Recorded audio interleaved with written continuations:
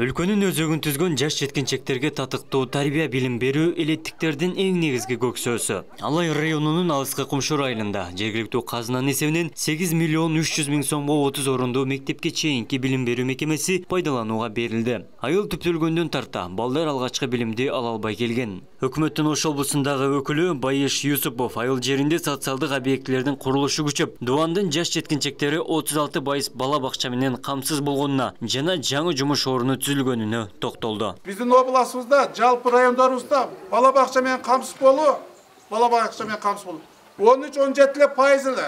Урматтуу агайын туугандар. Мына бүгүнкү күнү Кудай кааласа 33-36%га чыгып атабыз. Кээ бир райондарыбызда ушу көрсөткүчүбүз 60-70%га чейин жетип атат. Мына биздин Алай районубузда ушул көрсөткүчүбүз дагы мына 35-36%га. Мындайча айтканда, акыркы жылдары бул дагы биздин турмушубуздун оголгонунун белгиси. Социалдык экономикалык жактан бул жакшы өнүгүү болгонунун белгиси. Ошон үчүн мен айтар элем, мына биринчи мына балдарыбызды мына 35 бала бакча курулуп, мына жаңы жумушчу орундар түзүлүп атат. Канчасы жумушчу орун менен камсыз болот бул жерде. Ошондой эле алгачкы тарбиялоочу бул баланы тарбиялай турган адам өтө жогорку деңгээлдеги бир интеллектуалдуу, профессионалдуу адамдардан болуш керек. Себеби балдарыбыз эң биринчи кабыл алган ошол тарбиячыдан ошо кабыл алып, ошол балабыздын руханий байлыгы, ички дүйнөсү калыптанат. Ата-энелер да салымын зор кошот биргеликте. Ошон үчүн мына бүгүн биздин ушу айылыбызда ушундай бир жакшынакай бир имарат түшүп, балдар бакчасы бүтүп, ушу айылда мен маалымат ала турган болсом, ушу балдарыбыздын ушу дагы бир толук болбосо дагы 50-60 кожолук бар. Анын ичинен ушу биз азыр кабыл алганыбыз 34 бала болуп атат. Эми өзүбүздүн мындай шартыбызга байланыштуу келечекте дагы көптөгөн кошумча имараттарды куруп, дагы ошо балдарды кабыл алабыз деген ойдобуз.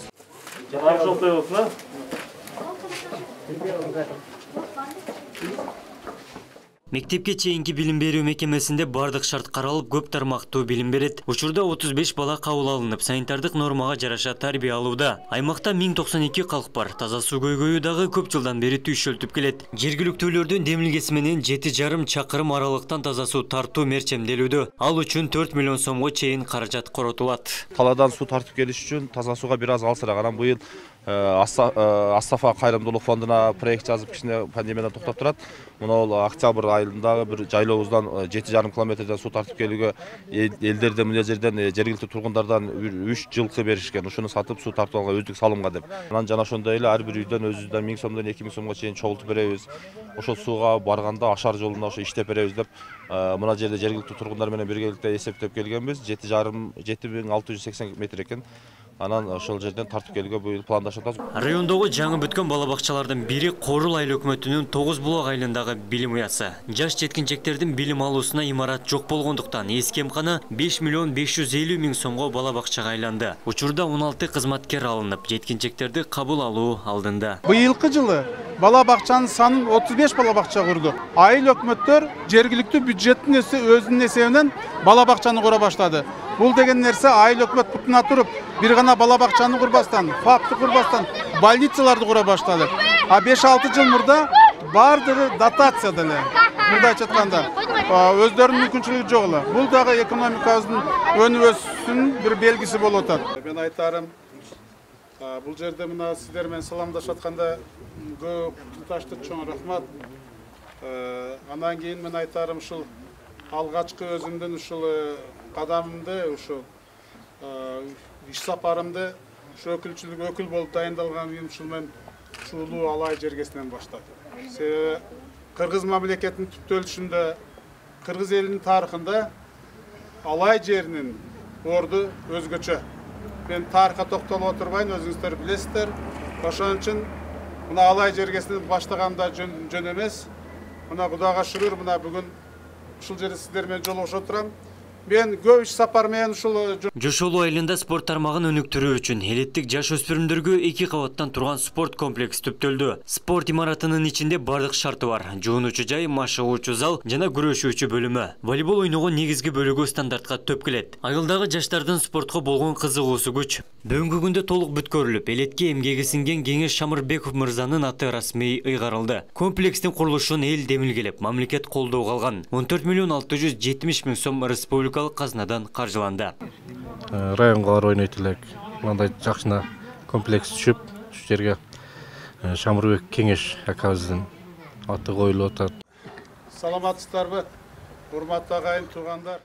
Жаштардын сүймөнчүлүгүндөгү комплекс пайдаланууга берилди. Айыл 7 кыштактан куралып, 7400 калк бар. Өспүрүмдөр кезек аркылуу кабыл алынып машыгат. Эң эле жакшы болуп атат.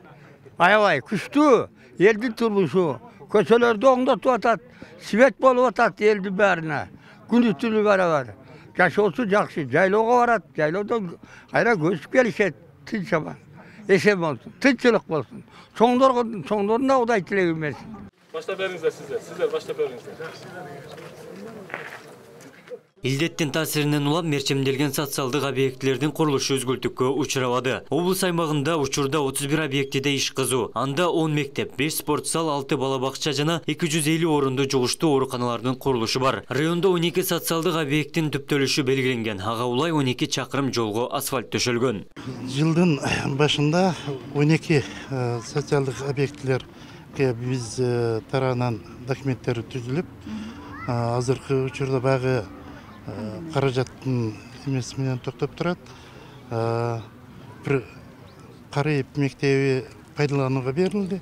Андан кийин Үчтөбө айыл өкмөтүндө дагы 275 орунду мектеп курулуп, пайдаланууга азыр курулуштун кидети bir 70% бүтүп калды. Тын аягына чейин бир 9 бүтүп калат го. Азыр 6. Өлкө калкынын 65%га жакыны айыл жергесинде жашайт. Мындан улам аймактарды өнүктүрүү программасы алгылыктуу иштөөдө. Анын негизгиси эл муктаждыгын орундатуу. Абдумалик Базарбаев, Элман Акбаев, Ош ТВ.